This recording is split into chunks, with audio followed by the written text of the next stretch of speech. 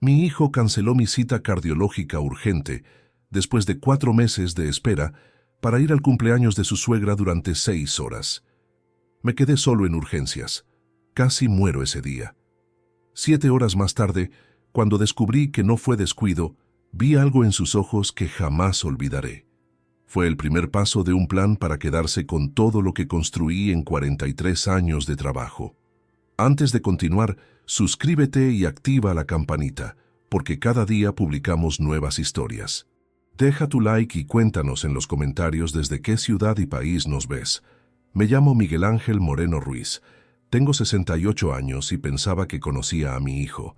Pensaba que el amor de un padre hacia su hijo siempre sería correspondido, aunque fuera con una fracción de la misma intensidad.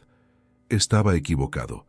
Pero antes de contarles cómo descubrí la verdad, debo regresar al 17 de enero de 2023, el día que todo comenzó a desmoronarse. Era martes. Lo recuerdo porque los martes siempre hacía la compra en el mercado de San Miguel, aquí en Madrid, en el barrio de Chamberí, donde vivo hace 34 años. Eran las 10:30 de la mañana. Acababa de subir las escaleras hasta mi apartamento en el tercer piso, cargando 2 bolsas con verduras y pan. De repente, el mundo comenzó a girar. Las paredes se movían como si estuviera en un barco durante una tormenta. Sentí un dolor agudo en el pecho, como si alguien me estuviera apretando el corazón con un puño de hierro. Dejé caer las bolsas. Las naranjas rodaron por el suelo.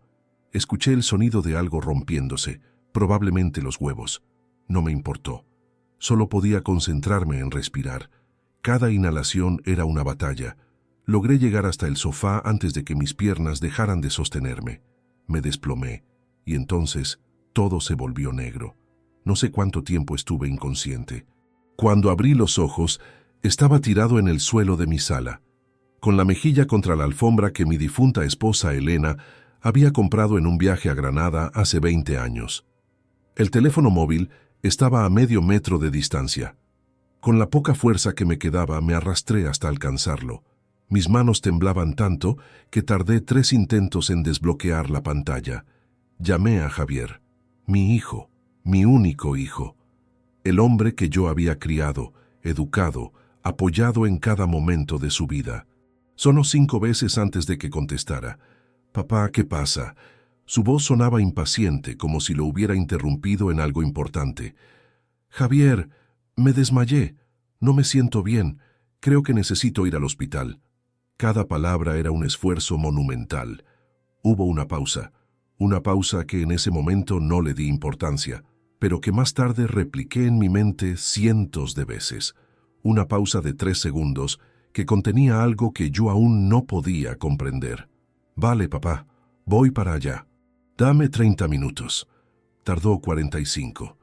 Cuando finalmente llegó, yo ya me había lavado la cara, me había cambiado de camisa porque la otra estaba empapada en sudor y había guardado la comida en el refrigerador.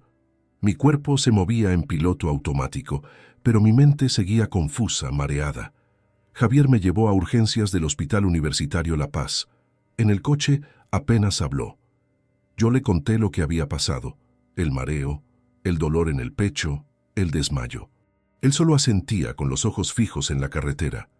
Pensé que estaba preocupado. Ahora sé que estaba calculando. En urgencias me atendió rápido porque llegué con dolor torácico activo. La doctora de guardia, una mujer joven de unos 30 años llamada doctora Beatriz Soto, me hizo un electrocardiograma inmediato. Vi cómo su expresión cambiaba mientras miraba los resultados. Se puso seria. «Señor Moreno, vamos a ingresarlo. Su corazón está mostrando signos de insuficiencia cardíaca. Necesitamos hacerle más pruebas y mantenerlo en observación. Es importante que se quede, ¿de acuerdo?» Sentí como si me hubieran golpeado en el estómago. Insuficiencia cardíaca. Elena había muerto de un infarto hace 5 años. El corazón. Siempre el maldito corazón. Miré a Javier buscando, no sé, consuelo, apoyo, algo. Él miraba su teléfono móvil. Cuando levantó la vista, forzó una sonrisa. «No te preocupes, papá. Todo estará bien». Pero no se quedó. Me instalaron en una habitación compartida con otro paciente, un señor mayor que roncaba suavemente. Javier se quedó apenas 20 minutos. Tengo que volver al trabajo, papá. Ya sabes cómo es. Pero te llamaré más tarde, ¿vale? Y se fue. Se fue dejándome solo en esa habitación de hospital que olía a desinfectante y enfermedad. Durante los siguientes días me hicieron todas las pruebas imaginables. Ecocardiograma, resonancia magnética, análisis de sangre cada 6 horas. El doctor, Antonio Pacheco, el cardiólogo que llevaba mi caso, era un hombre de 58 años con cabello gris y una manera directa de hablar que yo apreciaba. «Señor Moreno», me dijo el segundo día, sentándose en la silla junto a mi cama. «Su corazón está funcionando al 35% de su capacidad normal.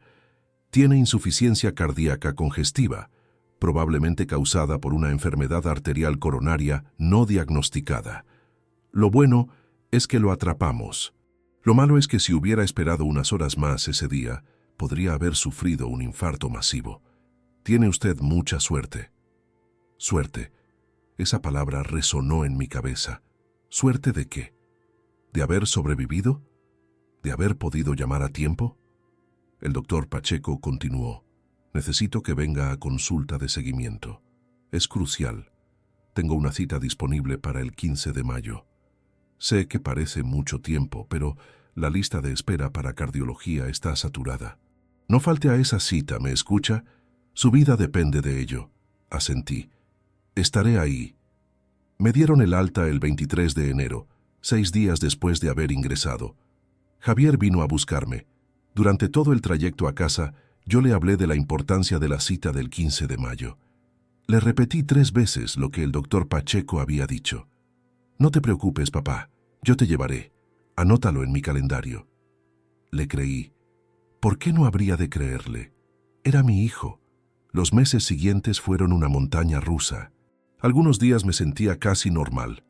Otros días, subir las escaleras hasta mi apartamento me dejaba sin aliento. Tomaba mis medicamentos religiosamente, 4 pastillas por la mañana, 3 por la noche. Apunté todo en un cuaderno: dosis, horarios, síntomas. El 14 de mayo, un día antes de mi cita crucial, llamé a Javier para confirmar. «Claro, papá. Mañana a las 10 de la mañana, ¿verdad? Paso a recogerte a las 9:30.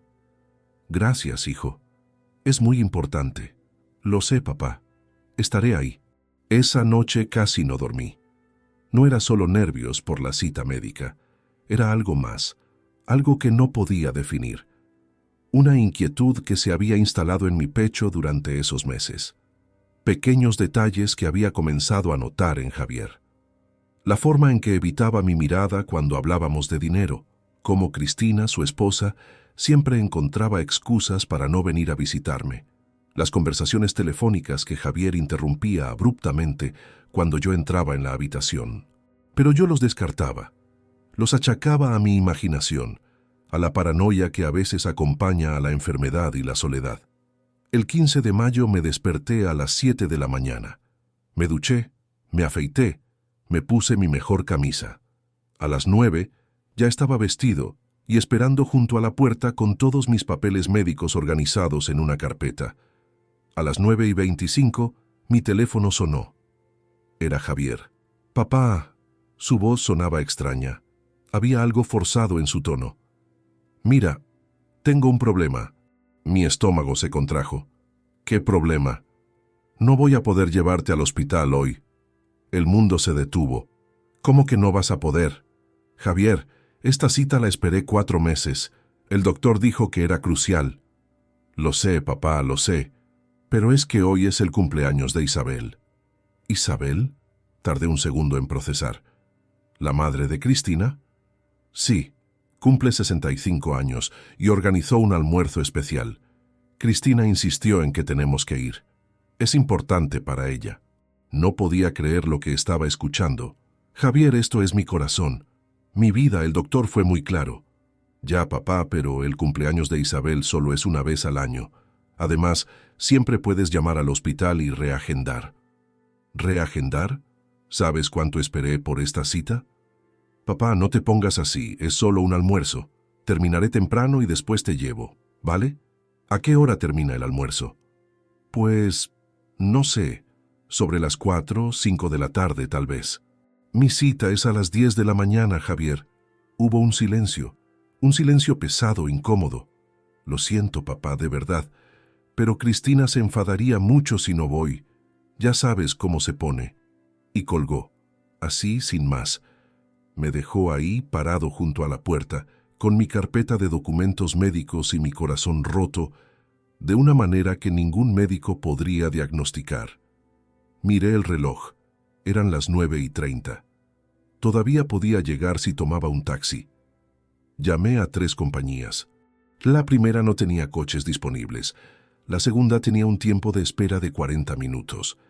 La tercera, finalmente, me mandó un taxi que llegó a las 10 menos cuarto. Al Hospital Universitario La Paz, por favor. Rápido. El conductor hizo lo que pudo, pero el tráfico de Madrid a esa hora es implacable. Llegamos a las 10:25. 25 minutos tarde. Corrí hasta el mostrador de cardiología. Bueno, corrí lo más rápido que mi corazón enfermo me permitía, que era más bien un trote lento y doloroso. Miguel Ángel Moreno tenía cita con el doctor Pacheco a las 10. La recepcionista, una mujer de mediana edad con gafas, revisó su ordenador y negó con la cabeza. Lo siento, señor Moreno. El doctor Pacheco ya pasó a su siguiente paciente. Si llega tarde más de 15 minutos, perdemos la cita. Por favor. He esperado 4 meses. Es urgente. Ella suspiró. No era crueldad. Era simplemente el sistema. Puedo ponerlo en lista de espera para cancelaciones. Si alguien cancela hoy, lo llamaremos. Pero si no, tendrá que esperar otros 2 o 3 meses para una nueva cita. 2 o 3 meses. El doctor Pacheco había sido claro. Mi corazón necesitaba seguimiento constante. Cada día sin control era un riesgo. Me senté en la sala de espera. No tenía sentido volver a casa. Tal vez habría una cancelación. Tal vez tendría suerte. Pasé 7 horas en esa sala de espera. 7 horas viendo entrar y salir a pacientes y familiares. 7 horas con el dolor en el pecho volviéndose cada vez más intenso. 7 horas llamando a Javier una y otra vez, y cada llamada yendo directamente al buzón de voz. A las 3 de la tarde, finalmente conseguí que me viera un médico de urgencias. No era el doctor Pacheco, sino un residente joven que revisó mis papeles con expresión preocupada. Señor Moreno, su presión arterial está muy alta, 180/110, y según sus historiales, debería haber tenido ese seguimiento hace horas. Voy a darle medicación para bajar la presión ahora mismo, pero necesita ver a su cardiólogo lo antes posible. Eso estoy intentando hacer. Me dieron las pastillas, me hicieron esperar 1 hora más para confirmar que la presión bajaba y finalmente me dejaron ir a las 5 de la tarde. Cuando salí del hospital, estaba anocheciendo. Me senté en un banco afuera, completamente agotado. Mi teléfono sonó. Era Javier. «Papá, ¿cómo te fue?» La pregunta era tan absurda, tan desconectada de la realidad, que casi me hizo reír. Llegué tarde, perdí la cita, pasé 7 horas intentando que alguien me viera. Ah, vaya, qué mal. Bueno, pero te vieron al final, ¿no? Un médico de urgencias, Javier, no mi cardiólogo. Ahora tengo que esperar otros meses. Ya, lo siento, papá. Es que el almuerzo se alargó. ¿Quieres que vaya a buscarte? No, ya pedí un taxi. Vale. Oye, te tengo que dejar. Todavía estamos en casa de Isabel y... No lo dejé terminar. Colgué. El taxi me llevó a casa. Subí las escaleras lentamente, sintiendo cada latido irregular de mi corazón. Entré en mi apartamento vacío. Me senté en el sofá, en el mismo lugar donde me había desplomado 4 meses atrás. Y entonces pasó algo extraño, algo que cambiaría todo. Recordé la cara de Javier cuando me vino a buscar ese día al hospital en enero. Recordé su expresión cuando la doctora dijo que tenía que ingresarme. Y en ese momento, con una claridad horrible, entendí lo que había visto en sus ojos. No era preocupación, era cálculo, como si estuviera evaluando algo, midiendo posibilidades. Y hoy, cuando me llamó, cuando me dijo que no podía llevarme, no había disculpa real en su voz. ¿Había alivio? No. Me estaba volviendo paranoico. Era mi hijo, mi único hijo. Pero entonces, algo más vino a mi mente. Hacía 3 semanas, había encontrado a Javier en mi estudio, mirando los papeles de mi escritorio. Cuando le pregunté qué hacía, dijo que buscaba un bolígrafo. ¿Un bolígrafo? En mi escritorio donde guardo todos mis documentos financieros. Y el mes pasado, Cristina me había preguntado, como de pasada, si yo tenía testamento. Es que Isabel nos estaba contando que ella acaba de hacer el suyo, había dicho. Y nos preguntábamos si tú ya tenías todo eso arreglado. Pequeñas cosas, insignificantes por separadas, pero juntas. Esa noche no dormí en absoluto. Me quedé despierto, repasando cada conversación, cada visita, cada detalle de los últimos meses. Mi mente trabajaba como nunca antes, conectando puntos que había ignorado. Y una pregunta seguía volviendo, una y otra vez. ¿Y si Javier no me llevó hoy porque el cumpleaños de Isabel era más importante? ¿O porque esperaba que algo malo me pasara si no recibía atención médica? No, no podía ser. Era una locura pensar eso. Pero entonces, ¿por qué mi instinto no paraba de gritar que algo estaba terriblemente mal? Al día siguiente, 16 de mayo de 2023, tomé una decisión. Iba a averiguar la verdad, fuera cual fuera, aunque me destrozara el corazón en el proceso, porque si mi propio hijo estaba esperando mi muerte, necesitaba saberlo, y necesitaba protegerme. Lo que descubriría en las siguientes semanas haría que aquel abandono en el hospital pareciera solo el principio de una pesadilla que apenas comenzaba a revelarse. Los días después del 15 de mayo de 2023 fueron los más extraños de mi vida.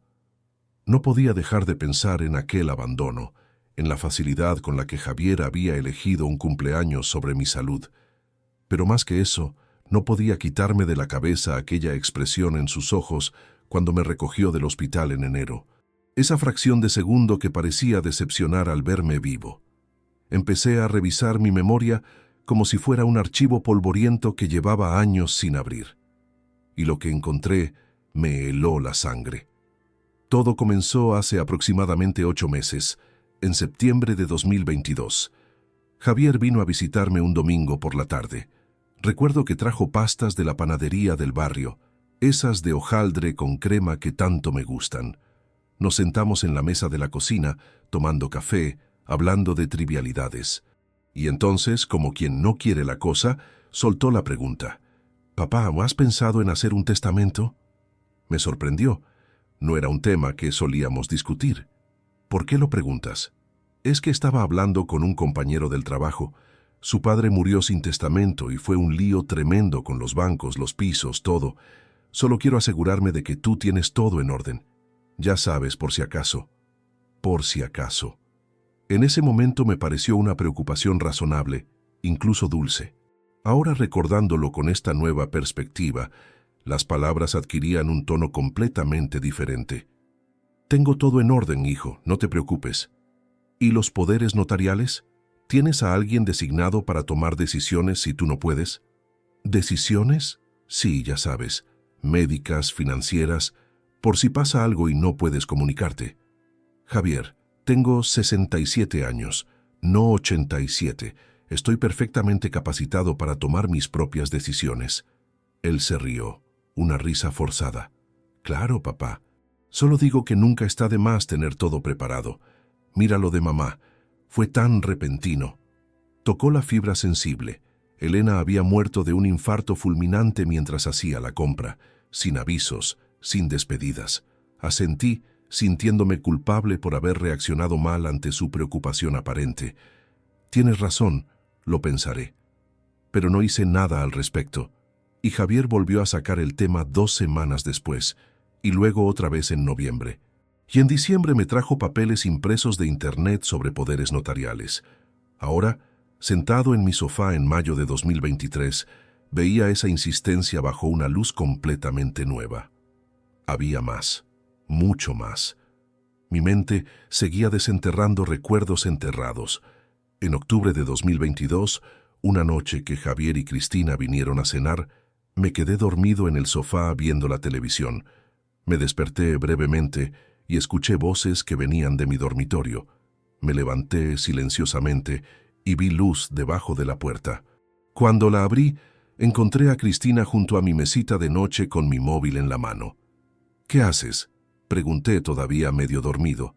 Ella dio un pequeño salto sobresaltada. «Ay, Miguel, me asustaste. Es que Javier me pidió que buscara su chaqueta. Creía que la había dejado aquí y escuché tu teléfono sonar. Mi teléfono está en silencio». «Ah, sí, me confundí. Debe haber sido el mío». Salió rápidamente de la habitación. En ese momento lo dejé pasar. Ahora me preguntaba, ¿qué estaba buscando en mi teléfono? ¿Mis contactos? ¿Mis mensajes? ¿Mis aplicaciones bancarias? Y había más señales. En noviembre recibí una llamada extraña de mi banco, BBVA, donde tengo mis ahorros desde hace 30 años. «Señor Moreno, llamamos para confirmar una solicitud de información sobre su cuenta que recibimos ayer». «¿Qué solicitud?». «Yo no he solicitado nada. Dice aquí que su hijo Javier Moreno Torres vino a la sucursal preguntando por el saldo de su cuenta y los movimientos recientes. Dijo que usted le había pedido que lo hiciera porque no se sentía bien». Mi corazón dio un vuelco. Yo no le pedí nada de eso. «Entiendo. No le dimos ninguna información, por supuesto, porque no tenía poderes. Solo llamamos para verificar». Cuando confronté a Javier, él se mostró ofendido. «Papá, solo estaba preocupado. Te vi muy cansado últimamente y quería asegurarme de que no había ningún cargo extraño o fraude en tu cuenta. Lo hice para protegerte». Sonaba razonable. Yo quería que fuera razonable, así que lo creí. Pero ahora, en mayo, después de haberme abandonado en mi cita más importante, todas estas piezas comenzaban a formar un dibujo que me aterraba. Decidí que necesitaba evidencias concretas. No podía actuar solo con sospechas. Si iba a descubrir algo, tenía que ser metódico, silencioso, estratégico. El 18 de mayo, 2 días después de la cita perdida, Javier vino a verme. Llegó sin avisar sobre las 7 de la tarde. «Hola, papá, ¿cómo estás?». Traía una bolsa con comida preparada. «Pensé que te vendría bien no tener que cocinar hoy». Era un gesto amable, o al menos parecía serlo. «Gracias, hijo». Se quedó una hora. Hablamos de cosas sin importancia, el trabajo, el tiempo, las noticias, pero yo lo observaba. Estudiaba cada gesto, cada expresión, cada palabra. Y noté algo. Cada vez que yo mencionaba mi salud, sus ojos se desviaban. Cuando le dije que finalmente había conseguido una nueva cita con el cardiólogo para el 23 de julio, 2 meses más tarde, no mostró alivio. Mostró decepción, frustración. 2 meses es mucho tiempo, papá. No hay más remedio. La lista de espera es tremenda. Sí, claro. Y cambió de tema inmediatamente. Antes de irse, usó el baño. Aproveché esos 3 minutos para revisar su chaqueta que había dejado colgada en el respaldo de la silla. Me sentí como un criminal, como un espía en mi propia casa. Pero necesitaba saber. En el bolsillo interior encontré su móvil. Lo desbloqueé usando su fecha de nacimiento, que siempre ha sido su contraseña para todo. Y lo que vi me dejó sin aliento. Un chat de WhatsApp con Cristina, de esa misma mañana. Cristina: «¿Vas a ver a tu padre hoy?». Javier: «Sí, voy a llevarle comida». Cristina: «¿Para qué? Después de lo del otro día deberías dejarlo solo un tiempo». Javier: «No puedo parecer desinteresado, ya sabes». Cristina: «Supongo que tienes razón. ¿Cuándo es su próxima cita médica?». Javier: «Julio, le di 2 meses». Cristina: «Mucho puede pasar en 2 meses». Mucho puede pasar en 2 meses. Esas palabras quedaron grabadas en mi cerebro como con hierro candente. Escuché el agua del baño corriendo. Rápidamente saqué mi propio móvil y fotografié la conversación completa. Volví a poner el teléfono de Javier exactamente donde lo había encontrado. Cuando salió del baño, yo estaba sentado en el sofá, aparentemente tranquilo viendo las noticias. Pero por dentro, mi mundo se estaba desmoronando. Después de que se fue, leí y releí esa conversación docenas de veces. Cada vez me parecía más siniestra. Mucho puede pasar en 2 meses. ¿Qué significaba eso? ¿Esperaban que mi corazón fallara? ¿Estaban apostando a que no llegaría vivo a julio? Al día siguiente, 19 de mayo, hice algo que nunca pensé que haría. Contraté a un detective privado. Busqué en Internet Investigadores Privados Madrid y encontré una agencia llamada Investigaciones Privadas Delta, con oficina en el barrio de Salamanca. Llamé y pedí cita para ese mismo día. El detective que me atendió se llamaba Carlos Ruiz Méndez, un hombre de unos 45 años, con barba cuidada y mirada penetrante. Me recibió en una oficina pequeña pero ordenada. Le conté todo: los pedidos insistentes de poderes notariales, la visita al banco, la cita médica perdida, la conversación de WhatsApp. Mientras hablaba, él tomaba notas. Señor Moreno, entiendo su preocupación, pero necesito preguntarle algo importante. ¿Cuál es su patrimonio aproximado? La pregunta me tomó por sorpresa. ¿Por qué es relevante? Porque si sus sospechas son correctas, necesitamos entender qué motivación tienen. El dinero es uno de los móviles más comunes. Dudé. Hablar de dinero me hacía sentir incómodo, pero si iba a descubrir la verdad, necesitaba ser honesto. Tengo este apartamento en Chamberí, que vale alrededor de 280.000 euros. Una casa pequeña en Valladolid que heredé de mis padres, valorada en unos 90.000 euros, y ahorros en el banco por aproximadamente 150.000 euros. En total, unos 520.000 euros. Carlos asintió sin sorprenderse. Es una cantidad considerable, suficiente para motivar a alguien con poca ética. ¿Su hijo sabe de estos bienes? Sabe del apartamento, obviamente, de la casa en Valladolid también. De los ahorros exactos no debería saber, aunque intentó averiguarlo. ¿Hay testamento? Sí, hecho hace 3 años después de que muriera mi esposa. Todo va para Javier. Es mi único hijo. Entiendo. Y dígame, ¿ha firmado algún poder notarial a su favor? No. Me lo ha pedido varias veces, pero no lo he hecho. Bien, eso es bueno. Significa que no tiene acceso legal a sus bienes ni a sus decisiones. Lo que necesitamos ahora es investigar si están tomando medidas para acelerar su fallecimiento o para posicionarse mejor cuando eso ocurra. Escuchar esas palabras dichas tan directamente me provocó náuseas. Mi propio hijo, mi sangre. Carlos continuó. Voy a investigar a su hijo y a su nuera. Movimientos financieros inusuales, conversaciones con abogados, intentos de manipulación. También le recomiendo que empiece a documentar todo por su cuenta. Grabe conversaciones si la ley lo permite en España. Puede hacerlo siempre que usted sea parte de la conversación. Guarde mensajes, tome notas detalladas de cada interacción. ¿A qué busco específicamente? Cualquier cosa que sugiera que están planeando algo. Intentos de aislarlo, de controlar su información médica, de acceder a sus finanzas. También esté atento a señales de que estén gastando dinero que aún no tienen, anticipando una herencia. Contraté sus servicios. Me costaría 2.000 euros por 2 semanas de investigación inicial, pero valía cada céntimo si eso me daba respuestas. Los siguientes días fueron un infierno de ansiedad y vigilancia constante. Cada llamada de Javier me ponía en alerta. Empecé a llevar un cuaderno donde anotaba absolutamente todo: fechas, horarios, conversaciones, cualquier detalle por pequeño que fuera. El 23 de mayo, Cristina me llamó.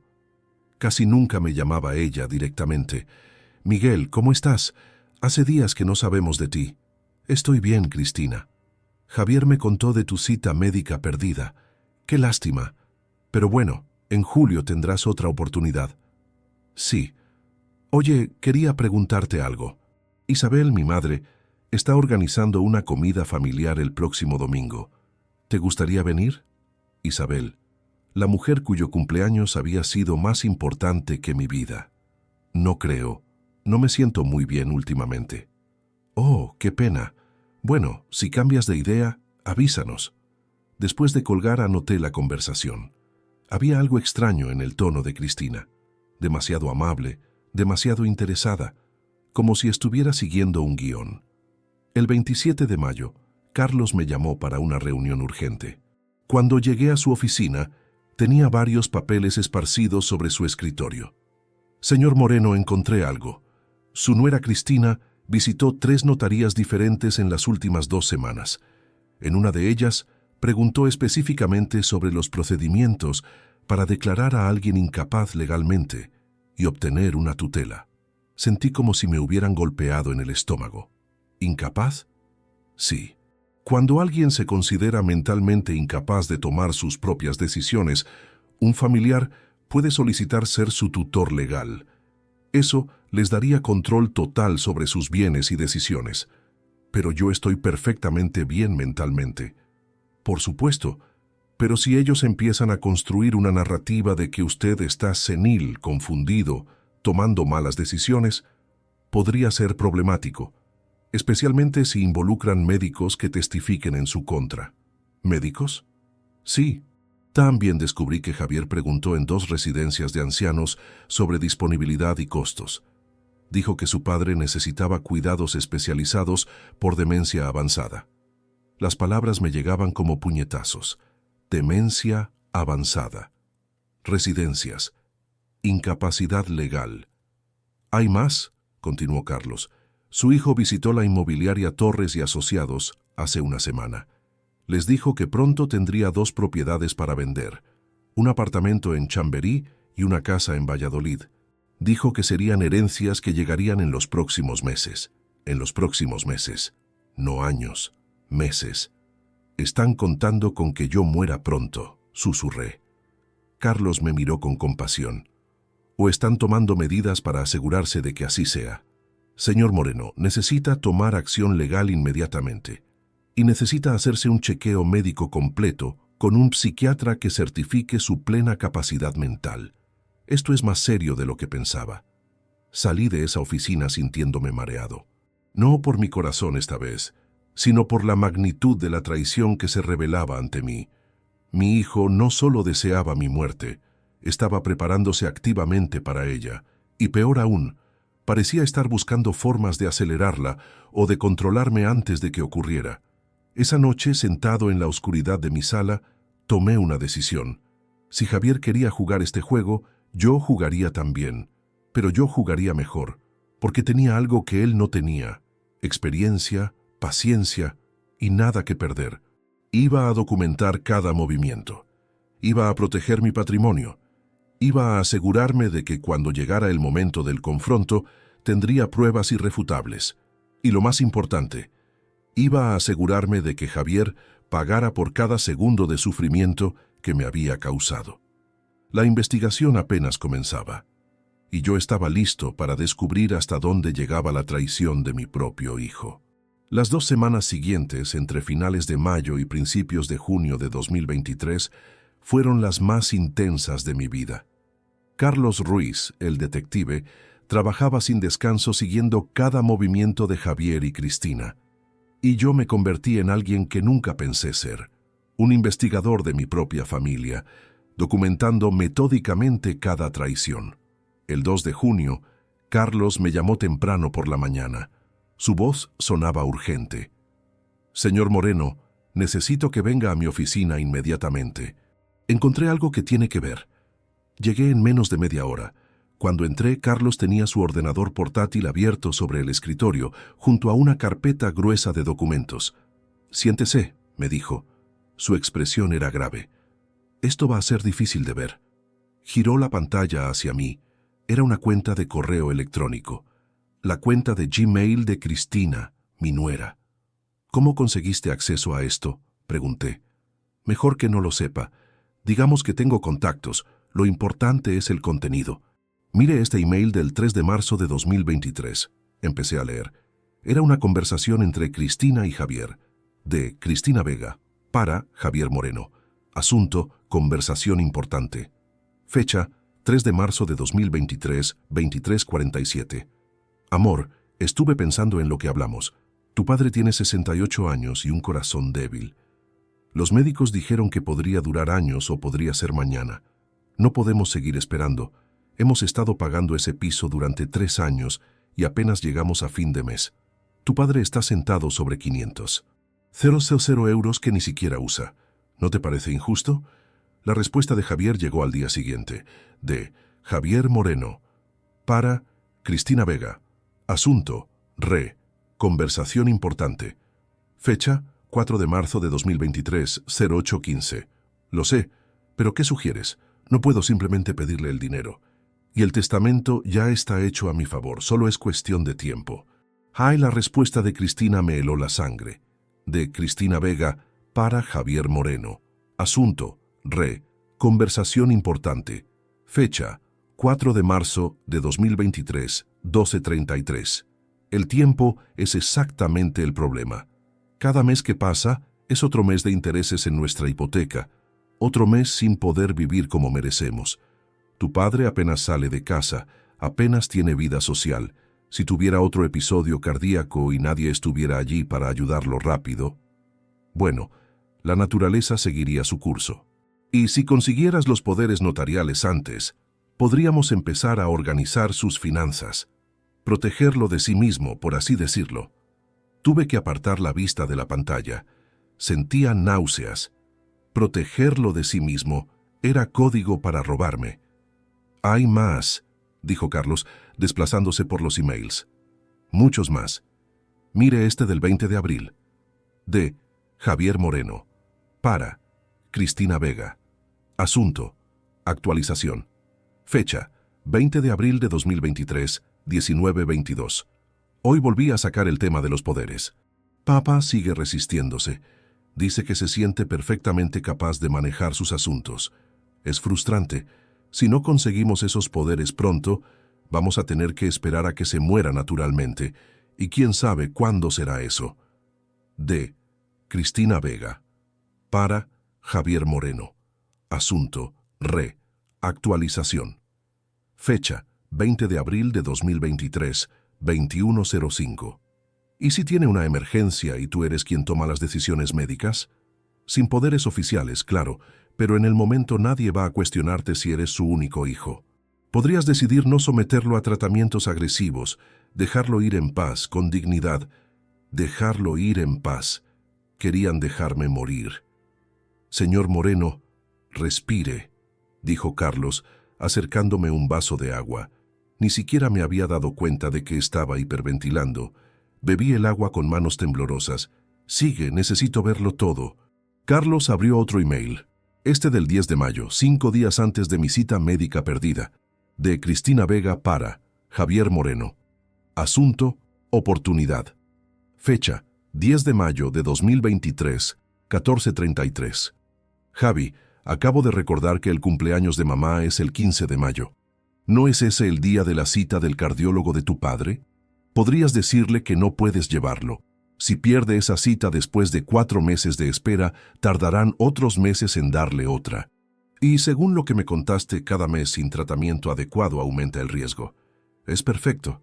La respuesta de Javier, de Javier Moreno, para Cristina Vega. Asunto, oportunidad. Fecha, 10 de mayo de 2023, 15:47. Genial idea, y no parecerá sospechoso porque es un evento familiar real. Si él empeora por no recibir tratamiento a tiempo, nadie nos culpará. Fue su mala suerte con las listas de espera del sistema público. Ahí estaba. La prueba definitiva. No había sido descuido. No había sido priorizar un cumpleaños. Había sido un acto deliberado para acelerar mi deterioro, para aumentar las posibilidades de que mi corazón fallara antes de recibir el tratamiento necesario. «Hijo de puta», susurré. Nunca uso ese lenguaje, pero no había otras palabras. Carlos cerró el portátil. Hay 47 emails en total entre marzo y mayo, todos planificando diferentes aspectos de cómo obtener su dinero. Pero hay más, evidencia física. Abrió la carpeta. El primer documento era una fotocopia de un formulario de poder notarial. Había una firma al final, mi supuesta firma. Esto lo intentó presentar su hijo en su banco el 15 de abril. El empleado sospechó, porque la firma no coincidía exactamente con la que tienen en archivo, así que se negó a procesarlo.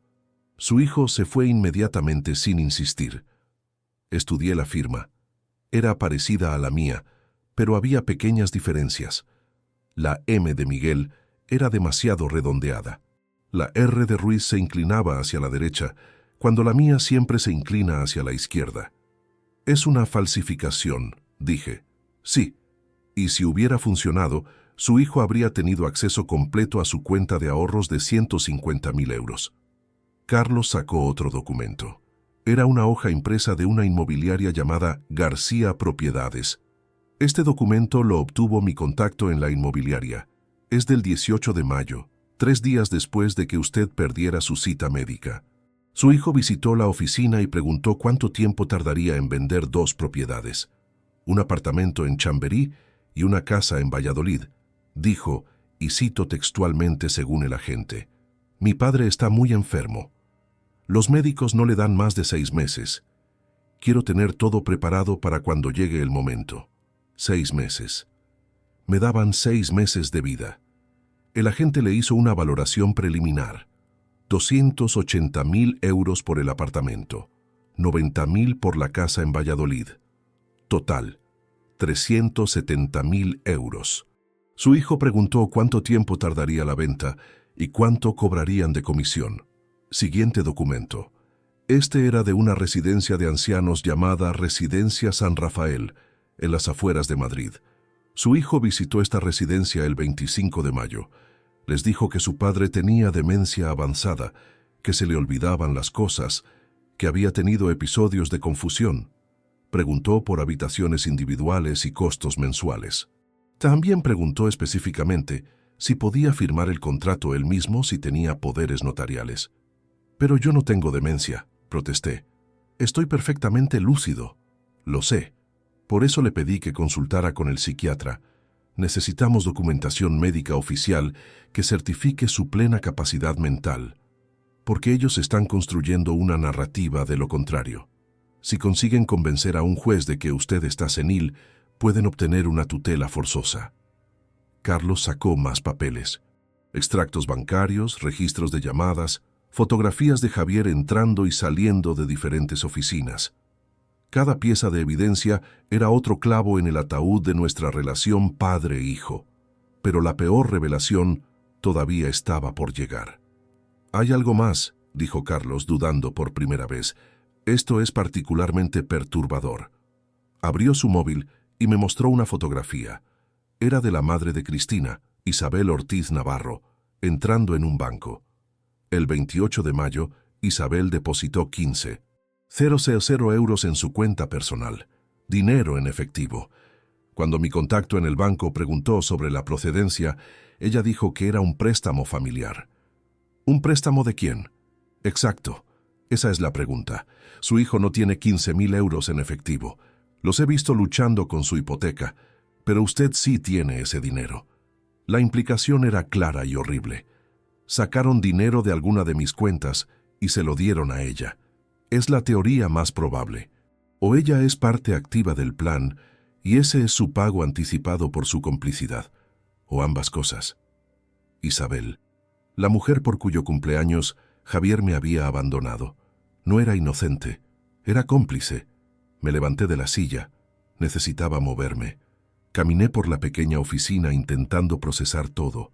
Mi hijo, mi nuera y la madre de mi nuera habían formado una conspiración para robarme, despojarme de mi autonomía y posiblemente acelerar mi muerte. «¿Qué hago ahora?», pregunté finalmente. Carlos se recostó en su silla. «Primero necesitamos asegurar su patrimonio inmediatamente. Vaya a su banco mañana mismo y cambie todas sus contraseñas, números PIN, preguntas de seguridad, informe al banco de los intentos de fraude. Segundo, consulte con un abogado especializado en derecho de familia y sucesiones. Necesita modificar su testamento y establecer protecciones legales. Tercero, el psiquiatra. Consiga esa evaluación. Y cuarto», hizo una pausa, «tiene que decidir cómo quiere confrontarlos». ¿Confrontarlos? Sí. Eventualmente tendrán que saber que usted sabe. La pregunta es cuándo y cómo. Puede hacerlo ahora con riesgo de que intenten algo desesperado. O puede seguir recopilando evidencia, asegurar todo legalmente.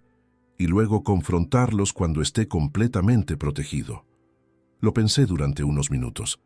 Cada fibra de mi ser quería llamar a Javier en ese mismo momento y gritarle todo lo que había descubierto.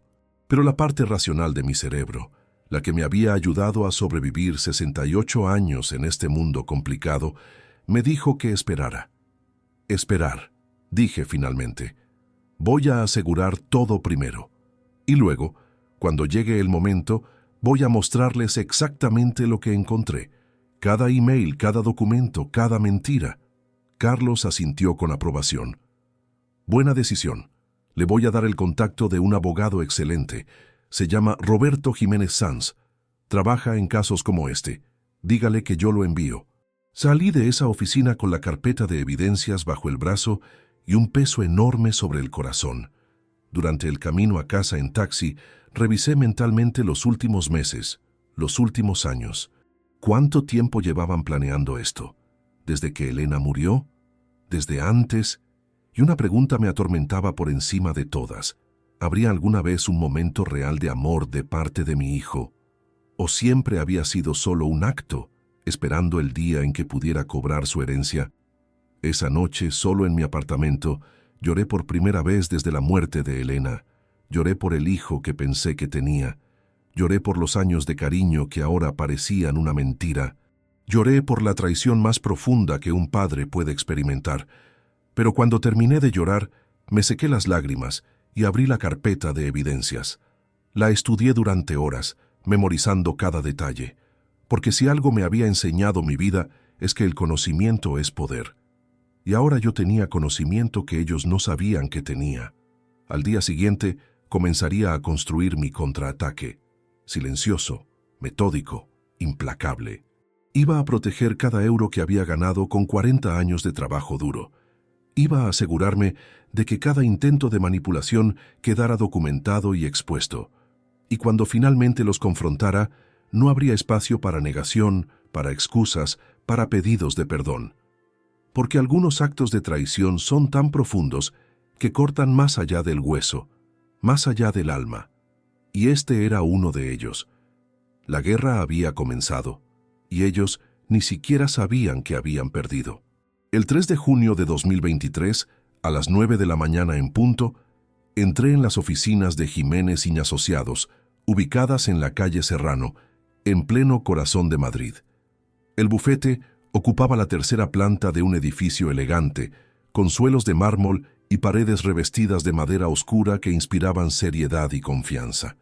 La recepcionista me condujo a un despacho amplio, donde me esperaba Roberto Jiménez Sanz.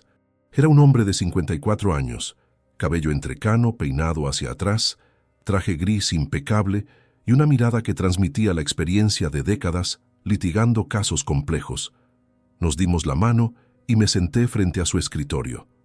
Señor Moreno, Carlos Ruiz me adelantó algunos detalles de su caso, pero necesito que me lo cuente usted mismo desde el principio. Durante la siguiente hora le relaté todo. El desmayo de enero, la cita perdida de mayo, los intentos de obtener poderes notariales, los emails descubiertos, las visitas a inmobiliarias y residencias, la falsificación de mi firma, los 15.000 euros a Isabel. Mientras hablaba, Roberto tomaba notas en una libreta de cuero. Cuando terminé, él se recostó en su silla y entrelazó los dedos. Señor Moreno, lo que me describe es un caso de conspiración para cometer fraude, falsificación de documentos y potencialmente, dado el contexto médico, podría argumentarse intento de homicidio por negligencia intencional. Son acusaciones graves. ¿Podría demostrarse eso en un tribunal? Con las pruebas que ha recopilado Carlos, absolutamente. Los emails son devastadores. La falsificación de firma es un delito penal. Pero antes de pensar en acciones criminales, necesitamos protegerlo a usted. Porque si ellos descubren que usted sabe, podrían intensificar sus esfuerzos o destruir evidencia. ¿Qué me recomienda? Roberto abrió una carpeta y sacó varios documentos. Primero, vamos a modificar su testamento inmediatamente. En España, no puede desheredar completamente a un hijo sin causa justificada, pero podemos reducir su parte a la legítima estricta, que es 1/3 de su patrimonio. El resto, los otros 2/3, puede disponerlos libremente. Saqué mi calculadora del bolsillo. Si mi patrimonio era de aproximadamente 520.000 euros, 1/3 serían unos 173.000 euros. Pero Roberto me corrigió. Espere, me dijo que tiene 280.000 euros en el apartamento, 90.000 en la casa de Valladolid y 150.000 en ahorros. Eso suma 520.000. Pero podemos reducir la masa hereditaria mediante donaciones en vida. Si dona la casa de Valladolid a otra persona ahora, ya no formará parte de la herencia. Lo mismo con parte de los ahorros. ¿A quién podría donar? ¿Tiene otros familiares en quien confíe? Pensé en mi sobrina Marta, la hija de mi hermano Enrique, que murió hace 10 años. Marta siempre había sido cariñosa conmigo, me visitaba cada mes, me llamaba cada semana. Ella y su esposo vivían en Valencia con sus 2 hijos. Mi sobrina Marta. Ella sí me quiere de verdad. Perfecto. Podemos hacer una donación de la casa en Valladolid a nombre de Marta. Son 90.000 euros que salen de la herencia. Además, podemos transferir 100.000 euros de sus ahorros a una fundación benéfica, digamos, una fundación de investigación cardíaca. Eso reduce su patrimonio hereditario a 330.000 euros. 1/3 de eso son 110.000 euros. Esa será la legítima de su hijo. 110.000 euros en lugar de 520.000, una reducción de más del 75%. ¿Y el resto? Los otros 220. 0 euros. Pueden ser para Marta, para organizaciones benéficas, incluso para un fideicomiso que administre usted mientras viva. Las opciones son múltiples, pero lo importante es actuar rápido. Necesito que firme estos documentos hoy mismo y los registremos ante notario mañana. ¿Tan rápido? Señor Moreno, su hijo ha demostrado que está dispuesto a falsificar documentos. No podemos arriesgarnos a que lo intente de nuevo, esta vez con un testamento falso. Cada día que pasa es un riesgo. Tenía razón. Firmé los documentos preliminares ese mismo día. Roberto continuó. Segundo punto. Necesitamos una evaluación psiquiátrica completa que certifique su plena capacidad mental. Su nuera ha estado sembrando la idea de que usted tiene demencia. Si llegan a un juez con testimonios fabricados, podrían intentar una tutela forzosa. ¿Conoce algún psiquiatra? Sí, la doctora Patricia Méndez González, del Hospital Clínico San Carlos. Es una de las mejores especialistas en evaluaciones de capacidad mental. Puedo conseguirle cita para esta misma semana. Al día siguiente, 4 de junio, fui al banco BBVA, donde tenía mi cuenta de ahorros desde hace 30 años. Pedí hablar con el director de la sucursal, el señor Álvaro Núñez, un hombre que conocía mi historial financiero al dedillo. Señor Moreno, ¿en qué puedo ayudarlo? Le mostré la fotocopia del poder notarial falsificado que Javier había intentado usar en abril. Quiero reportar un intento de fraude. Mi hijo intentó acceder a mi cuenta con este documento falsificado. Álvaro estudió el documento con expresión seria. Dios mío, por suerte, nuestra empleada detectó la inconsistencia en la firma, pero esto es grave. Quiero cambiar todas mis contraseñas, pins, preguntas de seguridad, y quiero establecer una alerta. Nadie, absolutamente nadie, excepto yo en persona con mi DNI, puede hacer movimientos en mi cuenta. ¿Puede hacerse? Por supuesto. Lo haremos inmediatamente. También voy a poner una nota en su expediente sobre este incidente. Si su hijo o cualquier otra persona intenta algo similar, nos contactaremos con usted de inmediato. Pasé 2 horas en el banco reorganizando mi seguridad financiera. Cuando salí, sentí que había recuperado algo de control sobre mi vida. El 7 de junio, tuve mi evaluación con la doctora Patricia Méndez. Su consulta estaba en el Hospital Clínico San Carlos, una mujer de unos 50 años, con gafas de montura fina y una manera meticulosa de hacer preguntas. Durante 3 horas me sometió a una batería de pruebas. Preguntas de memoria, ejercicios de razonamiento lógico, evaluaciones emocionales. Me pidió que recordara listas de palabras, que resolviera problemas matemáticos, que explicara refranes y proverbios. Señor Moreno, ¿cuándo nació? 15 de marzo de 1955. ¿Qué día es hoy? 7 de junio de 2023, jueves. ¿Quién es el presidente del gobierno? Pedro Sánchez. Voy a decirle 3 palabras: manzana, mesa y moneda. Quiero que las recuerde. Luego le haré otras preguntas y al final le pediré que me repita esas 3 palabras. Después de 20 minutos de otras preguntas, volvió a las palabras. Las recordé todas sin problema. Al final de la sesión, la doctora Méndez se quitó las gafas y me miró directamente. Señor Moreno, su función cognitiva está completamente intacta. No hay ningún signo de demencia, deterioro cognitivo o incapacidad mental. Su memoria a corto y largo plazo son excelentes para su edad. Su razonamiento lógico es superior al promedio. Emocionalmente, muestra signos de estrés, lo cual es comprensible dada su situación, pero no hay nada que afecte su capacidad de tomar decisiones. ¿Puede ponerlo por escrito? Por supuesto, le daré un informe completo certificado. Si alguien intenta decir que usted está senil o incapaz, este documento lo refutará completamente. El 10 de junio, Roberto y yo nos reunimos de nuevo. Trajo consigo a un perito calígrafo, el señor Fernando Vidal, especialista en análisis de firmas. Le mostramos el documento falsificado. Fernando lo estudió con una lupa especial bajo una luz potente. Esta firma intenta imitar la del señor Moreno, pero hay diferencias claras. La presión del trazo es inconsistente. Las proporciones de las letras no coinciden. La inclinación es diferente. Puedo certificar con absoluta certeza que esta no es la firma genuina del señor Moreno. ¿Podría testificar en un tribunal?, preguntó Roberto. Sin ninguna duda. Durante esos días, también pedí ayuda a mis vecinos. Toqué a la puerta de la señora Dolores Campos, que vivía en el apartamento de al lado desde hacía 20 años. Ella siempre había sido amable. Intercambiábamos saludos y pequeñas charlas en el pasillo. Dolores, necesito pedirte un favor. Le expliqué, sin entrar en todos los detalles, que estaba teniendo problemas legales con mi hijo y que necesitaba testimonios de personas que pudieran dar fe de mi salud mental. Miguel, te veo todos los días. Estás más lúcido que yo. Por supuesto que daré testimonio. Hice lo mismo con otros 5 vecinos del edificio. Todos accedieron. El portero, José Manuel, incluso me ofreció sus registros de visitas, donde constaba que Javier apenas venía a verme, desmintiendo cualquier narrativa de que él era un hijo atento y preocupado.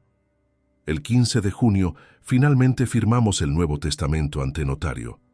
Marta recibió la casa en Valladolid mediante donación inmediata. Establecí que 100.000 euros de mis ahorros irían a la Fundación Española del Corazón tras mi muerte. Los 220.00 euros restantes después de la legítima se dividirían. 120.000 para Marta y 100.000 para otras organizaciones benéficas que especifiqué. Javier recibiría exactamente 110.000 euros, ni un euro más, y solo después de mi muerte natural. ¿Puede impugnar este testamento?, pregunté al notario. Puede intentarlo, respondió el notario, el señor Martín Herrera, un hombre mayor de 70 años con voz grave. Pero con las pruebas documentadas de sus intentos de fraude, su falsificación de documentos, y especialmente esos emails donde planifica acelerar su fallecimiento, un juez no solo rechazaría la impugnación, sino que podría considerar desheredarlo completamente por indignidad sucesoria. Roberto asintió. La indignidad sucesoria en España se aplica cuando un heredero ha atentado contra la vida del testador o ha cometido actos que justifican su exclusión. Los emails de su hijo planeando su muerte califican perfectamente. Pero yo no quería desheredarlo completamente. Quería que recibiera algo, no por él, sino por mí, para poder mirarme al espejo y saber que cumplí con mi obligación paterna hasta el final. Pero solo lo mínimo, solo lo que la ley exigía. Durante todo este tiempo, mantuve un comportamiento completamente normal con Javier. Cuando me llamaba, le contestaba. Cuando venía a visitarme, lo recibía. No mostré ninguna señal de sospecha. El 22 de junio, Javier vino a cenar. Cristina no lo acompañó. Dijo que tenía dolor de cabeza. Él trajo pizza de nuestra pizzería favorita y nos sentamos a comer como habíamos hecho cientos de veces. «¿Cómo te sientes, papá?», preguntó, con aparente preocupación. «Bien. Cansado a veces, pero bien». «¿Ya tienes fecha para la próxima cita con el cardiólogo?» «Sí, el 23 de julio». «Perfecto. Esta vez no habrá problemas. Te llevaré personalmente». Mentiroso. Todo en él era mentira. Pero yo mantuve la máscara. «Gracias, hijo». Después de que se fue, anoté cada detalle de la conversación en mi cuaderno. Cada palabra, cada gesto. Todo era evidencia. El 28 de junio, Roberto me citó en su oficina para una reunión final de preparación. «Señor Moreno, hemos completado el dossier. Tenemos 287 páginas de documentación. Los 47 emails entre su hijo y su nuera, el análisis grafológico de la falsificación, su evaluación psiquiátrica, testimonios de 8 vecinos, extractos bancarios mostrando los intentos de fraude, fotografías de su hijo visitando inmobiliarias y residencias, el rastro de los 15.000 euros a Isabel y el Nuevo Testamento registrado. Todo está organizado, certificado y listo». Me mostró el dossier. Era impresionante. Cada sección estaba marcada con pestañas de colores. Cada documento tenía su fecha y origen claramente identificados. «¿Cuándo confrontamos a Javier?», pregunté. «Esa decisión es suya, pero mi recomendación es que espere hasta después de su cita médica del 23 de julio. Primero, porque necesita ese seguimiento cardiológico. Segundo, porque quiero ver si su hijo cumple su promesa de llevarlo o si intenta sabotearlo de nuevo. Si lo sabotea, tendremos evidencia adicional de un patrón de conducta. ¿Y si no lo sabotea? Entonces lo confrontará después de la cita, cuando esté médicamente estabilizado. En cualquier caso, el momento óptimo está cerca». Asentí. Un mes más. Podía soportar un mes más de esta farsa. Durante los siguientes días, viví en un estado extraño de calma antes de la tormenta. Cada mañana me despertaba y repasaba mentalmente el plan. Cada noche revisaba el dossier de evidencias que Roberto me había dado una copia. Todo estaba listo. Mi patrimonio estaba protegido. Mis capacidades mentales estaban certificadas. Las pruebas de la traición de Javier estaban documentadas de manera irrefutable. Solo faltaba una cosa: el momento del confronto. El momento en que le mostraría a mi hijo que yo sabía todo, que había ganado esta partida antes de que él siquiera supiera que la estaba jugando. Y ese momento se acercaba inexorablemente, como una tormenta en el horizonte que ya no podía detenerse. El 23 de julio de 2023 amaneció con un cielo despejado sobre Madrid. Era el día de mi cita con el doctor Pacheco, la cita que había esperado 2 meses y medio, la cita que determinaría el estado de mi corazón y, sin que Javier lo supiera, también el destino de nuestra relación. Me desperté a las 6 de la mañana, aunque la cita no era hasta las 11. No había dormido bien, no por nervios médicos, sino por anticipación. Hoy sabría si Javier cumpliría su promesa de llevarme o si inventaría otra excusa para abandonarme. A las 7, mi teléfono sonó. Era él. Mi estómago se contrajo. Aquí venía. Otra excusa, otro cumpleaños, otra emergencia fabricada. «Buenos días, papá. Solo llamaba para confirmar. Paso a recogerte a las 10:15, ¿vale?» Me quedé en silencio unos segundos, procesando. ¿De verdad iba a llevarme? «Papá, ¿estás ahí?» Sí, aquí estaré». «Perfecto, hasta luego». Colgó. Interesante, muy interesante. ¿Por qué el cambio de estrategia? Llamé inmediatamente a Roberto. «Me va a llevar», le dije. «Javier va a llevarme a la cita». Eso complica las cosas o las simplifica. Depende de su verdadera intención. Quiero que lleve su móvil con la grabadora activada durante todo el trayecto y en el hospital. España permite grabar conversaciones en las que usted participa. Cualquier cosa que digan puede ser evidencia. Lo haré. Y Miguel, tenga cuidado. Si van a intentar algo, el hospital sería el lugar perfecto. Podrían intentar convencerlo de firmar documentos, decir que está confundido, cualquier cosa. Manténgase alerta. A las 10:15 en punto, el coche de Javier se estacionó frente a mi edificio. Bajé con mi carpeta de documentos médicos y mi móvil en el bolsillo, grabando. «Hola, papá», me saludó cuando subí al coche. Cristina estaba en el asiento del copiloto. Eso era inusual. Ella nunca me acompañaba a las citas médicas. «Cristina, qué sorpresa». «Pensé en acompañarlos», dijo ella con una sonrisa que no llegaba a sus ojos. «Para apoyarte. Es una cita importante. Muy amable de tu parte». Durante el trayecto al Hospital Universitario La Paz, noté que Javier y Cristina intercambiaban miradas, pequeños gestos, movimientos de cabeza casi imperceptibles. Estaban comunicándose silenciosamente, planeando algo. Mi mano se cerró alrededor del móvil en mi bolsillo. La grabadora seguía funcionando. Llegamos al hospital a las 10:40. La cita con el doctor Pacheco fue exhaustiva. Electrocardiograma, ecocardiograma, análisis de sangre. Javier y Cristina esperaron fuera de la sala de exámenes. El doctor Pacheco revisó los resultados con expresión seria. «Señor Moreno, su corazón no ha mejorado significativamente desde enero. La función cardíaca sigue al 35%. El retraso en el seguimiento no ayudó. Necesitamos ajustar su medicación y monitorearlo más de cerca.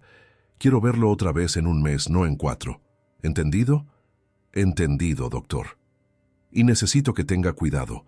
Nada de esfuerzos excesivos, nada de estrés innecesario. Su corazón está frágil». Cuando salí de la consulta, Javier y Cristina se levantaron inmediatamente. Había algo en sus posturas, en la forma en que me miraban, que me puso en alerta máxima. «¿Qué dijo el doctor?», preguntó Javier. «Necesito más seguimiento, tengo que volver en un mes». «Papá, hay que hablar de algo importante», dijo Cristina. «Javier y yo hemos estado pensando, con tu salud tan delicada, viviendo solo en ese apartamento, es peligroso. ¿Qué pasa si tienes otro episodio y nadie está ahí?» «Estoy bien, puedo cuidarme solo». «No, papá, no puedes», intervino Javier con tono firme. «Mira lo que pasó en enero. Te desmayaste. Podrías haber muerto». Cristina sacó unos papeles de su bolso. «Por eso trajimos esto. Es un poder notarial amplio. Si lo firmas, Javier podrá tomar decisiones médicas y financieras por ti cuando sea necesario. Es por tu propio bien». Ahí estaba. El movimiento que habíamos estado esperando. «No voy a firmar eso», dije con calma. La expresión de Javier cambió. La máscara de preocupación se agrietó, dejando ver algo más oscuro debajo. «Papá, no estás pensando con claridad. Estás enfermo. Necesitas ayuda. Necesitas que alguien se haga cargo». «Mi mente está perfectamente clara». ¿Así? Cristina se acercó más. «Entonces, ¿por qué olvidaste pagar la factura del agua el mes pasado? ¿Por qué te encontramos revisando los mismos papeles una y otra vez hace 2 semanas? Estás perdiendo la memoria, Miguel». Mentiras. Todo mentiras. Yo nunca había olvidado ninguna factura. «No voy a firmar nada», repetí, esta vez con voz más dura. Javier me agarró del brazo. «Papá, ¿vas a firmar esto? Es lo mejor para todos». ¿Lo mejor para todos? ¿O lo mejor para ti y Cristina? Se hizo un silencio tenso. La gente en la sala de espera empezó a mirarnos. «No sé de qué hablas», dijo Javier, pero su voz tembló ligeramente. Saqué mi móvil del bolsillo y detuve la grabación. Había capturado toda la conversación. La presión, las acusaciones falsas de pérdida de memoria, el intento de forzarme a firmar. «Hablemos en privado», dije, «los tres, y Roberto». «¿Roberto?», preguntó Cristina. «¿Quién es Roberto?» «Mi abogado. Está esperando en su coche afuera. Le llamaré ahora». Vi el pánico cruzar la cara de Javier. «No necesitamos abogados, papá. Esto es cosa de familia». «Exactamente. Es cosa de familia. Por eso necesitamos discutirlo apropiadamente». Llamé a Roberto. 5 minutos después, entró en el hospital acompañado de un oficial de justicia que había traído por si acaso. Encontramos una sala de consulta vacía. Un médico nos dejó usarla durante media hora. Nos sentamos alrededor de una mesa pequeña. Javier y Cristina en un lado, Roberto, el oficial de justicia, y yo en el otro, como bandos opuestos en una guerra, que es exactamente lo que era. Roberto puso un maletín sobre la mesa y lo abrió. Sacó el dossier, las 287 páginas de evidencia documentada. Señor Moreno Torres, señora Vega Ortiz, comenzó Roberto con voz profesional y fría. Mi cliente me ha autorizado a presentarles cierta información que ha salido a la luz en las últimas semanas. ¿Qué información?, preguntó Javier intentando sonar confiado pero fallando. Roberto sacó el primer documento, el email del 3 de marzo de 2023. Este es un email de la señora Vega a su esposo, con fecha del 3 de marzo. Comenzó a leer en voz alta. Tu padre está sentado sobre 500.000 euros que ni siquiera usa. ¿No te parece injusto? El color desapareció de la cara de Cristina. Roberto continuó con el siguiente email. Y el siguiente, y el siguiente. Leyó en voz alta durante 10 minutos completos. Cada palabra, cada plan, cada conspiración. Los emails donde hablaban de dejar que la naturaleza siguiera su curso. El email del 10 de mayo donde planearon el abandono de mi cita médica crucial. El email donde discutían internarme en una residencia con diagnóstico falso de demencia. Javier intentó interrumpir varias veces. Eso fue sacado de contexto. Nosotros no... Contexto. La voz de Roberto subió. ¿Qué contexto justifica escribir: mucho puede pasar en 2 meses después de abandonar deliberadamente a su padre en una cita cardíaca vital? Silencio. Cristina miraba la mesa, incapaz de enfrentar mi mirada. Roberto sacó más documentos. Aquí está el análisis grafológico del poder notarial falsificado que el señor Moreno Torres intentó presentar en el banco BBVA el 15 de abril. La falsificación está certificada por un perito judicial. Puso el documento frente a Javier. ¿Tiene algo que decir sobre esto? Eso fue un error. El notario. No hubo ningún notario. Usted falsificó la firma de su padre. Siguiente documento. Aquí está el registro de su visita a la inmobiliaria García Propiedades, el 18 de mayo, donde usted dijo que su padre tenía 6 meses de vida y quería vender sus propiedades. Javier negaba con la cabeza. No, yo solo estaba... ¿Solo estaba qué? ¿Preparándose para la muerte de su padre que usted mismo estaba intentando acelerar? Cristina se levantó bruscamente. No tenemos que escuchar esto. Siéntese, señora Vega, ordenó el oficial de justicia. Esto es parte de una investigación formal. Roberto sacó otro documento. Y aquí tenemos los registros bancarios de Isabel Ortiz Navarro, su madre, señora Vega. El 28 de mayo depositó 15.000 euros en efectivo. ¿De dónde salió ese dinero? Cristina palideció aún más. Eso fue un préstamo. ¿Un préstamo de quién? Su hija y su yerno están luchando con su hipoteca. Su madre es pensionista. ¿Quién tiene 15.000 euros en efectivo para prestar? Roberto golpeó la mesa con el dedo. La única persona en esta habitación con esa cantidad de dinero es Miguel Ángel Moreno. ¿Acaso su madre era cómplice de su plan? Le prometieron una parte cuando él muriera. ¡No!, gritó Cristina.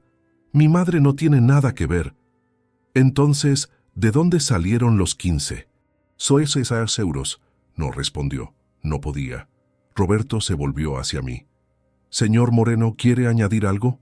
Me levanté lentamente, saqué de mi bolsillo el móvil y puse la grabación que acababa de hacer. Sus voces llenaron la habitación. Es un poder notarial amplio. Si lo firmas, Javier podrá tomar decisiones médicas y financieras por ti. Papá, ¿vas a firmar esto? Estás perdiendo la memoria, Miguel. Detuve la grabación. Intentaron forzarme a firmar documentos hace menos de 1 hora. En este mismo hospital. Con mentiras sobre mi supuesta pérdida de memoria. Miré directamente a Javier. Por primera vez en meses, dejé que viera en mis ojos todo lo que sabía. Toda la rabia contenida. Toda la decepción. Tú deseaste mi muerte. Planeaste mi muerte. Abandonaste mi cita médica deliberadamente esperando que mi corazón fallara. Falsificaste mi firma. Intentaste robar mi dinero. Conspiraste con tu esposa y tu suegra para despojarme de mi autonomía, mi dignidad y mi vida. Mi voz quebró ligeramente. No pude evitarlo. Eres mi hijo, te di todo. Te amé más que a nada en este mundo. Y tú querías que muriera por dinero. Javier tenía lágrimas en los ojos. Papá, yo no. Nosotros solo estábamos desesperados. La hipoteca, los gastos. ¿Y eso justifica desear la muerte de tu padre? No respondió, porque no había respuesta posible. Roberto cerró el dossier. Señor Moreno Torres, señora Vega Ortiz, voy a presentar una denuncia formal ante la Fiscalía por falsificación de documentos, intento de fraude y conspiración. Tienen derecho a contratar un abogado. Van a necesitarlo. Se levantó y se fue, llevándose al oficial de justicia con él. Me quedé solo con Javier y Cristina en esa sala. El silencio era aplastante. «Papá», susurró Javier, «lo siento, de verdad lo siento. Tu disculpa no significa nada. Ya tomé medidas. Tu herencia fue reducida al mínimo legal, 110.000 euros. El resto de mi patrimonio ya está distribuido legalmente. La casa de Valladolid ya no es mía. La doné a Marta. 100.000 euros van a fundaciones benéficas. No verás un euro más allá de tu legítima y solo cuando yo muera naturalmente». «¿Qué?». Cristina se puso de pie. «¿Donaste todo? ¿Estás loco?». «Mi mente está certificada como perfectamente sana. Tengo evaluaciones psiquiátricas que lo prueban. Si intentas impugnar el testamento, no solo perderás, sino que un juez podría considerar desheredarte completamente por indignidad sucesoria. Los intentos de asesinato son causa legal para desheredación total». La cara de Cristina se transformó. Ya no había máscara de preocupación o afecto, solo furia pura. «Eres un viejo egoísta. Nos debes. Después de todo lo que hemos hecho por ti». «¿Todo lo que han hecho? ¿Te refieres a falsificar documentos? ¿A conspirar para matarme? ¿A abandonarme cuando más los necesitaba?». Me dirigí hacia la puerta. Antes de salir, me volví una última vez. «Javier, desde este momento no eres bienvenido en mi casa.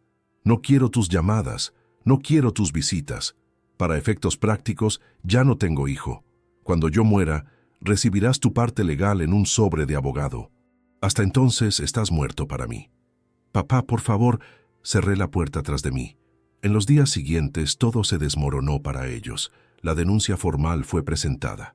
La policía investigó la falsificación. Los emails se presentaron como evidencia. Cristina culpó a Javier por todo. Dijo que había sido idea suya, que ella solo había seguido adelante porque él la presionó.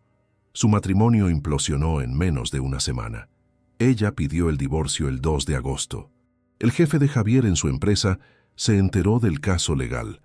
Lo despidieron el 8 de agosto por pérdida de confianza. Isabel, la madre de Cristina, se convirtió en paria en su círculo social. Nadie quería asociarse con la mujer que había participado en un plan para acelerar la muerte de un anciano por dinero. Y yo seguí con mi vida.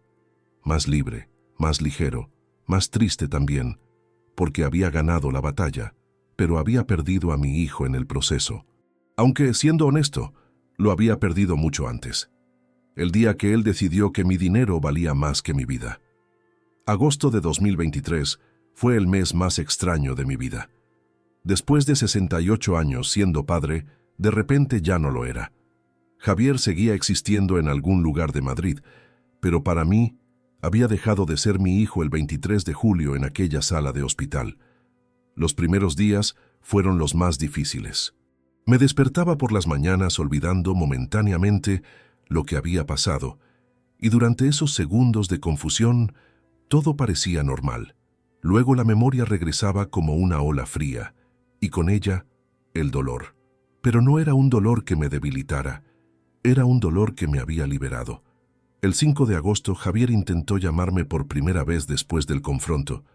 Vi su nombre en la pantalla de mi móvil. Dejé que sonara hasta que saltó el buzón de voz. Escuché el mensaje que dejó. «Papá, por favor, necesitamos hablar. Sé que cometí errores terribles, pero soy tu hijo. No puedes simplemente borrarme de tu vida. Por favor, llámame». Borré el mensaje. No le devolví la llamada. El 8 de agosto recibí una carta certificada. Era de Javier. 5 páginas escritas a mano con su letra apretada e inclinada. Decía que lo sentía, que había estado desesperado, que la presión financiera lo había llevado a tomar decisiones horribles, que Cristina lo había influenciado, que su madre política lo había manipulado, que nunca realmente quiso que yo muriera. Mentiras, todas mentiras. Yo había leído los emails, sabía exactamente cuánto había deseado mi muerte. Guardé la carta en una carpeta junto con todas las otras evidencias. No respondí. Roberto me mantuvo informado del progreso del caso legal. El 12 de agosto, la Fiscalía aceptó formalmente la denuncia por falsificación de documentos. Javier iba a ser procesado penalmente. Podría enfrentar hasta 3 años de prisión, me explicó Roberto en su oficina, aunque probablemente negociará una sentencia suspendida si es su primer delito, pero quedará en su registro criminal. Le arruinará sus oportunidades laborales. No me importa, dije, y era verdad. No sentía satisfacción, pero tampoco compasión. El 20 de agosto, mi sobrina Marta vino de Valencia para visitarme. Trajo a sus 2 hijos, Pablo de 12 años y Clara de 9. Pasamos un domingo maravilloso en el Parque del Retiro, comiendo helado, viendo a los niños correr alrededor del estanque. «Tío Miguel», me dijo Marta mientras los niños jugaban cerca, «gracias por la casa en Valladolid, es demasiado generoso. Tu padre, mi hermano Enrique, fue la mejor persona que conocí. Tú eres igual que él. Ese dinero va a alguien que lo merece. ¿Has sabido algo de Javier?» «No, y no quiero saber nada». Ella asintió, comprendiendo. Lo que hizo fue imperdonable. Exactamente. Septiembre llegó con el otoño. Las hojas comenzaron a caer de los árboles en mi calle. Yo establecí una rutina nueva: caminatas matutinas, visitas al médico cada 2 semanas, tardes leyendo en cafeterías del barrio. Hice amigos nuevos en un club de jubilados del centro comunitario. Hombres y mujeres de mi edad que compartían historias de sus vidas, sus familias, sus pérdidas. No les mencioné a Javier. Cuando preguntaban si tenía hijos, decía simplemente, «Ya no». El 3 de septiembre, Javier apareció en mi edificio. El portero, José Manuel, me llamó por el telefonillo. «Señor Moreno, su hijo está aquí. Dice que necesita hablar con usted urgentemente. Dile que se vaya, y si vuelve, llama a la policía». Entendido. 5 minutos después, José Manuel me llamó de nuevo. Se fue, pero dejó esto. Era otro sobre, otra carta. Esta vez ni siquiera la abrí. La tiré directamente a la basura. En octubre supe por Roberto que Cristina había procedido con el divorcio. La audiencia fue rápida. No había niños de por medio. No había activos significativos para dividir. El matrimonio simplemente se disolvió como si nunca hubiera existido. Javier perdió el apartamento que habían estado pagando. No podía mantener la hipoteca con un solo sueldo, y ahora ni siquiera tenía sueldo. El banco ejecutó la hipoteca. Javier se mudó a un estudio pequeño en Vallecas, uno de los barrios más baratos de Madrid. Isabel, la madre de Cristina, también sufrió consecuencias sociales severas. Sus amigas del club de bridge dejaron de invitarla. Sus vecinos la evitaban en la calle. Alguien en su edificio pegó en su puerta un cartel que decía, «Aquí vive una ladrona». Lo supe porque salió en las noticias locales cuando ella llamó a la policía. No sentí lástima por ninguno de ellos. Noviembre y diciembre pasaron en una especie de calma extraña. Mi salud cardíaca se estabilizó con la nueva medicación. El doctor Pacheco estaba complacido con mi progreso. Lo que sea que haya cambiado en su vida, señor Moreno, siga haciéndolo. El estrés reducido le está haciendo muy bien. Pasé la Navidad con Marta y su familia en Valencia. Fue la primera Navidad sin Javier desde que nació en 1981. Durante la cena de Nochebuena, Pablo, mi sobrino nieto, preguntó inocentemente, «Tío Miguel, ¿por qué tu hijo no está aquí?» «Porque tomó malas decisiones», respondí simplemente. «Y las malas decisiones tienen consecuencias». Para enero de 2024, Javier había intentado contactarme 17 veces. Llamadas, cartas, mensajes de texto, incluso un email. Ignoré cada intento.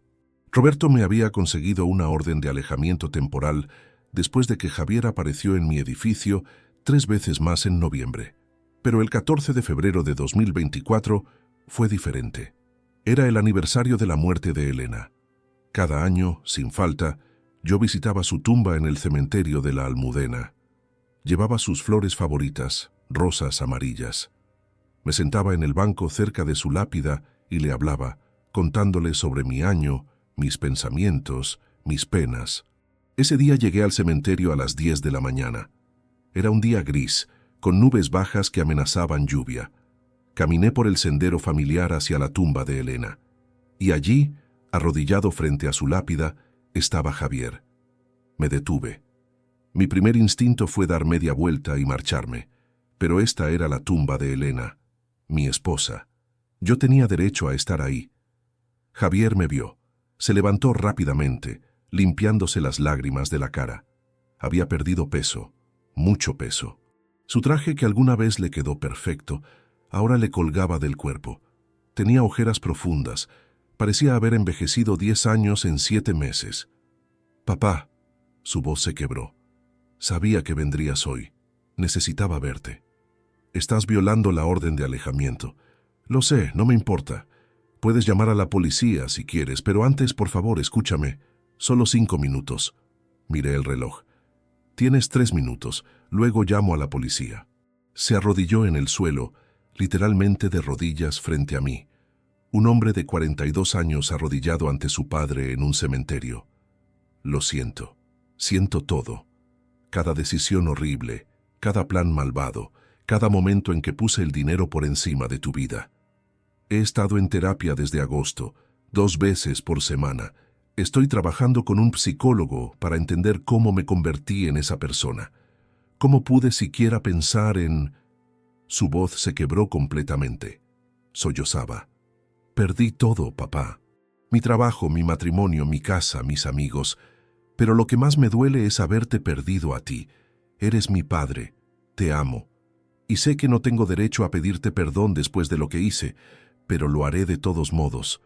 Por favor, perdóname. Déjame intentar reparar esto. Déjame ser tu hijo otra vez». Lo miré. Realmente lo miré. Vi el dolor genuino en su rostro. Vi el arrepentimiento. Vi a un hombre destruido por las consecuencias de sus propias acciones, y no sentí nada. «Javier», dije con voz completamente calmada, «tú no perdiste un trabajo, un matrimonio o una casa. Esas son solo cosas materiales. Tú perdiste tu alma. El día que decidiste que mi muerte era aceptable si significaba dinero para ti, dejaste de ser humano. Dejaste de ser mi hijo. Papá, por favor, estuviste en terapia. Bien, eso es algo que deberías hacer por ti mismo, no por mí. Perdiste todo. También bien. Son las consecuencias naturales de tus acciones. Pero nada de eso cambia lo fundamental. Tú deseaste mi muerte. Planeaste mi muerte. Tomaste acciones concretas para acelerar mi muerte. Estaba desesperado. ¿Y eso lo justifica? ¿La desesperación financiera justifica desear el asesinato de tu propio padre? No respondió, porque sabía la respuesta. Me acerqué más a él mirándolo directamente a los ojos. «Cuando yo muera, algún día en el futuro, recibirás 110.000 euros. Es tu legítima legal. No puedo quitártela completamente aunque quisiera. Pero ese dinero llegará en un sobre, enviado por un abogado.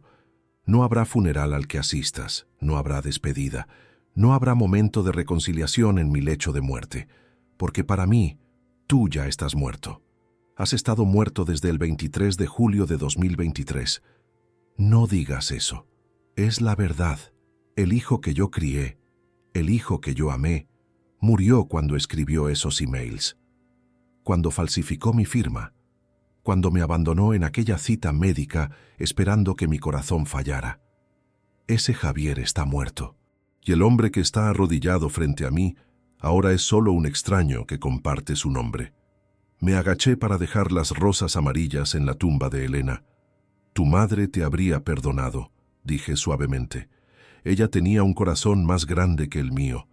Ella creía en segundas oportunidades, pero yo no soy ella, y la traición que cometiste no admite perdón. No en esta vida. Me di la vuelta para irme. Javier me agarró del brazo. Por favor, papá, No puedo vivir así, sin ti, sin tu perdón. Por favor. Miré su mano en mi brazo, luego miré su cara. Suéltame, o llamo a la policía ahora mismo. Soltó mi brazo, se derrumbó completamente, llorando en el suelo del cementerio. Caminé hacia la salida sin mirar atrás. A mitad del sendero, saqué mi móvil y llamé a la policía. Quiero reportar una violación de orden de alejamiento, cementerio de la Almudena, sector 4. 2 oficiales llegaron en 10 minutos. Vi desde lejos cómo hablaban con Javier, cómo tomaban notas, cómo finalmente lo escoltaron fuera del cementerio. Javier no opuso resistencia. Esa fue la última vez que vi a mi hijo. Ahora, en octubre de 2024, han pasado 15 meses desde el confronto. Mi vida ha encontrado un equilibrio nuevo. Salgo con amigos, viajo ocasionalmente a Valencia para ver a Marta y los niños. Mis problemas cardíacos están controlados. Vivo tranquilo en mi apartamento de Chamberí. A veces me preguntan si me arrepiento de mi dureza, si alguna vez consideraría perdonar a Javier. La respuesta es siempre la misma: no, porque hay traiciones que cortan tan profundo que no hay vuelta atrás. Hay líneas que, una vez cruzadas, no pueden ser descruzadas. Y desear la muerte de tu padre por dinero es una de esas líneas. Javier tendrá que vivir el resto de su vida con lo que hizo, con las decisiones que tomó, con el padre que perdió. Yo no puedo ayudarlo con esa carga. No quiero hacerlo. Me costó mucho llegar a esta paz. Hubo noches de insomnio, días de tristeza aplastante, momentos en que dudé de mi decisión, pero cada vez que sentía que mi resolución flaqueaba, releía aquellos emails. Mucho puede pasar en 2 meses. Dejarlo ir en paz, si no resistiera al próximo episodio. Y mi determinación se renovaba. Algunas personas me dirán que soy cruel, que un padre debería perdonar siempre, que el amor familiar debería superar todo. A esas personas les digo: ustedes no estuvieron en mi lugar. Ustedes no descubrieron que su propio hijo planeaba su muerte. Ustedes no vieron esos emails, no sintieron esa traición. El perdón es para los errores, para los deslices, para las palabras dichas en la ira. No es para la conspiración premeditada de asesinato por herencia. Así que vivo mi vida, libre de la toxicidad de un hijo que me veía como un obstáculo entre él y el dinero. Libre de la ansiedad de preguntarme cuándo intentarían algo de nuevo. Libre para ser simplemente Miguel Ángel Moreno Ruiz, un hombre de 68 años que sobrevivió la peor traición imaginable y salió más fuerte del otro lado. Y cuando finalmente muera, será en mis propios términos, rodeado de personas que realmente me aman. Javier recibirá su sobre con los 110.000 euros, pero no recibirá ni una palabra más de mí, ni en vida, ni en muerte. Porque algunas cosas, una vez rotas, no pueden repararse. Y algunas personas, una vez que te traicionan tan profundamente, no merecen una segunda oportunidad. Esta es mi historia, mi verdad, mi justicia, y no me arrepiento de nada.